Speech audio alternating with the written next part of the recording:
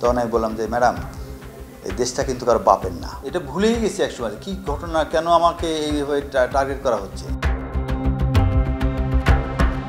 Major Mohammad Mohsinul করিম সাবেক এই সেনা কর্মকর্তাকে প্রথম আলোর সহযোগিতায় জঙ্গি সাজানো হয়েছিল।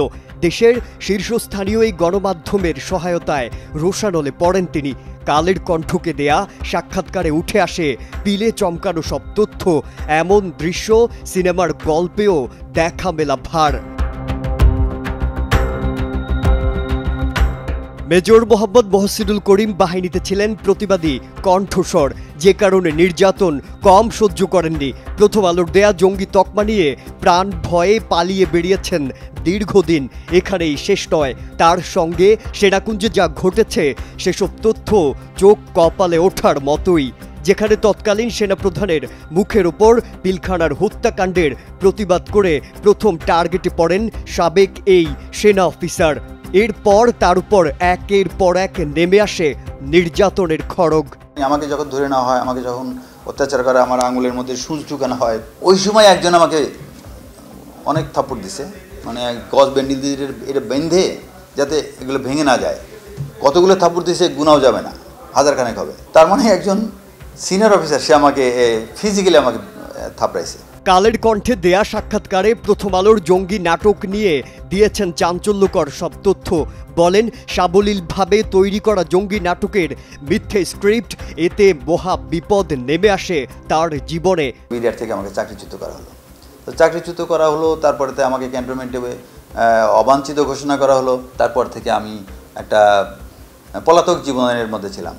আমাকে হয়তো যেখানে পাবে সেখানে মেরে ফেলবে, এরকম একটা মামলা দেওয়া হলো। সেই মামলাটাও ছিল রাষ্ট্রদ্রোহের মামলা, এবং সেটা এমন একটা চার্জে যে আমাকে সাক্ষী সাবত ঠিকমতো হলে আমাকে ফাঁসি দেওয়া যাবে। তো এরকম একটা মামলা ঘাড়ে করে আমি তখন দেশান্তর হলাম আর কি। এ তো গেল জঙ্গি নাটক বানানোর গল্প।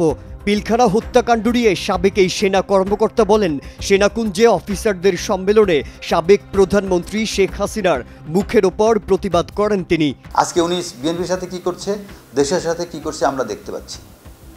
তখন আমি বললাম যে ম্যাডাম, এই দেশটা কিন্তু কারো বাপের না। এটা আপনারও না, কারোই না।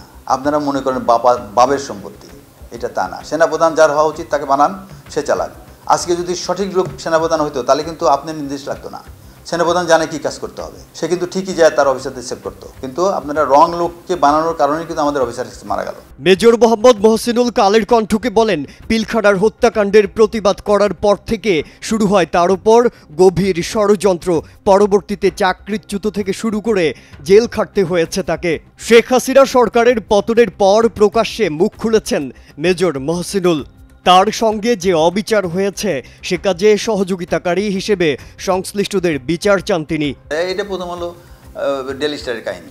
তারা এভাবে সাজায় একজন লোককে জঙ্গি বানায়, এবং জঙ্গি বানানোর পরে তখন তারা স্টেট মেকানিজমকে ইউজ করে তাকে মেরে ফেলে।